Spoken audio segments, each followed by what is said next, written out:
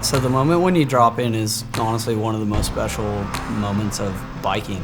You kind of go through a mental checklist, you like really get yourself ready, you get the stoke high, you make sure your feet are exactly where you want them on the pedals. I always have the habit of like pulling my brakes, making sure everything's working, make sure your headset's tight, make sure everything feels good, kind of just becoming one with the bike before you drop in. And the moment that you just shut it all out and you just commit, you just go into a different state of mind. That's when it's like, okay, this is happening, it's on. Oh, man. Now we go to the next zone. Turns out it's a lot of work. Virgin Utah is like the mecca of mountain biking. It's honestly a landscape that you will never get to see unless it's in a painting. Some of the most beautiful red dirt that mixes into a white little layer, dark rocks, almost like the shade of a shadow. You look in the distance and there's snow-capped mountains. The gnarliest drops, the gnarliest cliffs, the gnarliest landscape you could ever think of. It's real life training on the gnarliest level. The desert's where we flock. The true desert experience is all about your friends, camping, hanging out. It's the overall experience of bringing people together. So the morning is usually like the calming before the storm. We do an awesome breakfast, more or less share our thoughts of what we want to accomplish in that day, and then we just lock in our mindsets and go out and accomplish. It's a long, bumpy road in the middle of nowhere. You honestly just look out and like soak yourself up in the canvas of life. You never really get over the scenic views. When you roll up to a jump, I throw on ankle braces, shin pads, knee pads, hip pads, chest protector, helmet. Like get your mind straight for what's about to come. That's when it's like game on. You all find yourself meandering up a hill, getting stoked off one another, and then the very first drop, everything comes into play at that moment. You have to get one done, and then once one is done, the butterflies leave and you kind of settle in, you know what you want to do. So when you actually commit and you start rolling in, usually you start a little slow, and then all of a sudden you're gaining so much momentum so fast, everything else melts away, you're lost in the moment. Everything else becomes like white noise in the background and you're only focused on what's in front of you.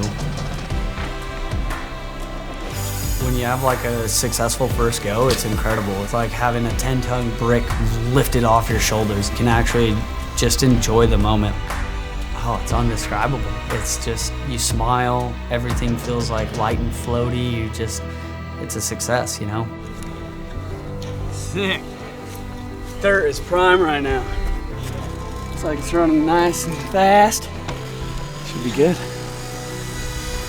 When you're out there riding with your friends, it's incredible because one person drops at a time, so you stop and you film them and you can share that with them. Watching your friends step out of their comfort zone and land something, it feels just as successful as me, but it's for someone else. And like getting to film that and share that, that's probably one of the best feelings, is sharing the experience.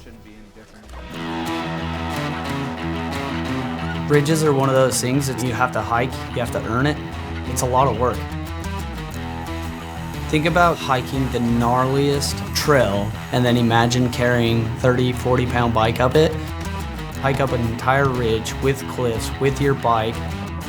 It may take, 20, 30 minutes to hike something, but it all pays off because it's the funnest 2 to 3 minutes of your life going down it. You look to your right, there's a 40-foot cliff. Look to your left, there's an 80-foot cliff. You can get side blown, and that's what can end you. Oh my, yeah! By the time you're at the flow section, you know all the hard features are done. It's just one of those euphoric feelings.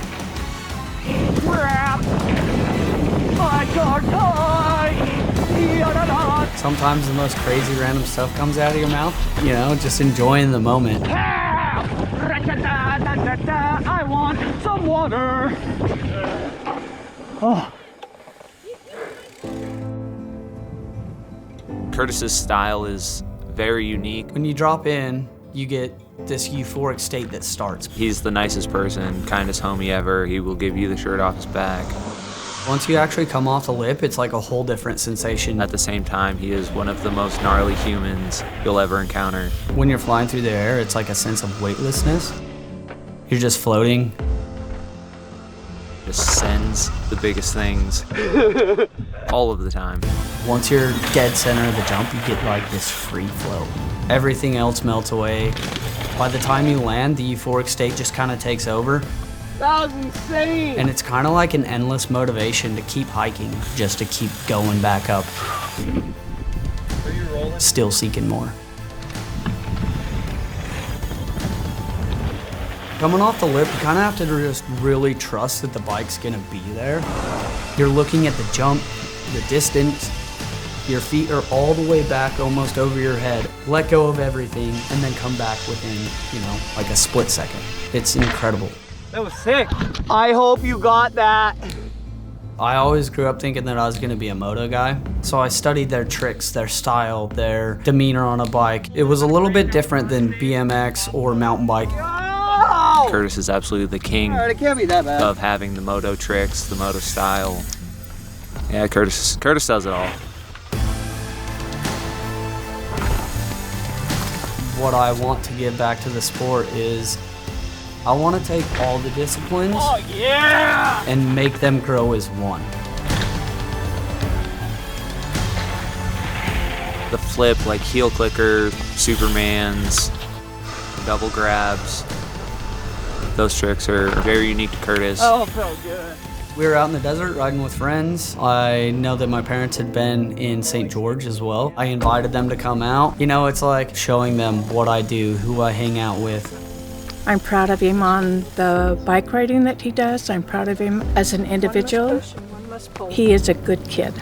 By the end of the day, you kind of just soak it up and you're like, wait,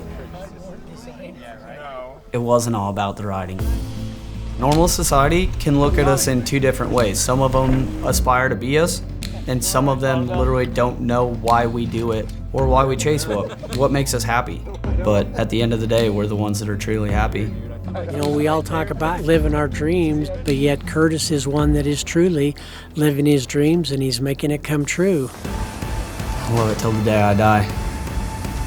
Never gonna walk away until I have to. Other than that, it's what we live for.